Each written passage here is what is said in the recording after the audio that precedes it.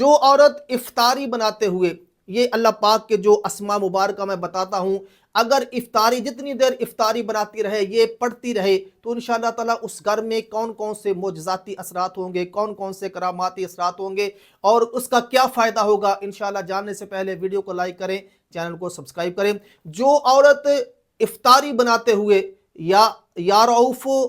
या लतीफ़ो, या वदूदो, ये तीन अल्लाह पाक के अस्मा पढ़ती रहेगी जितनी देर इफ्तारी बनाती रहनी है, और फिर वो इफ्तारी वाले खाने पर फूंक मार देगी, तो इंशाअल्लाह ताला सबसे पहला ये फ़ायदा होगा कि उस घर से लड़ाई झगड़ा और आपस की नफ़रतें और टेंशनें ख़त्म हो जाएंगी, आपस में तनाव ख़त्म हो जाएगा, घर जन्नत नज़ीर बन जाएगा। मियाँ बीवी में तनाव रहता है, बहन भाई में तनाव रहता है, वालिदैन की औलाद नाफरमान है, तो इंशाअल्लाह ताला ये रमज़ान, ये सहरी, ये इफ्तारी अल्लाह के फजल करम से आपके लिए रहमत और बरकत का जरिया बन जाएगी, और खाने में बरकत होगी, माल में बरकत होगी, जान में बरकत होगी। बीमार है वो ये इफ्तारी खा लेगा, इंशाअल्लाह अल्लाह पाक उसे सेहत व तंदुरुस्ती अता फरमा देगा। परेशान है, ज़हनी तनाव का मरीज है, इंशाअल्लाह ये इफ्तारी खाने से इंशाअल्लाह ज़हनी तनाव के मरीज ठीक होना शुरू हो जाएंगे, और ख़ास तौर पर इसका ये फ़ायदा है कि उस घर में आपस में मोहब्बतें पैदा होना शुरू हो जाएंगी।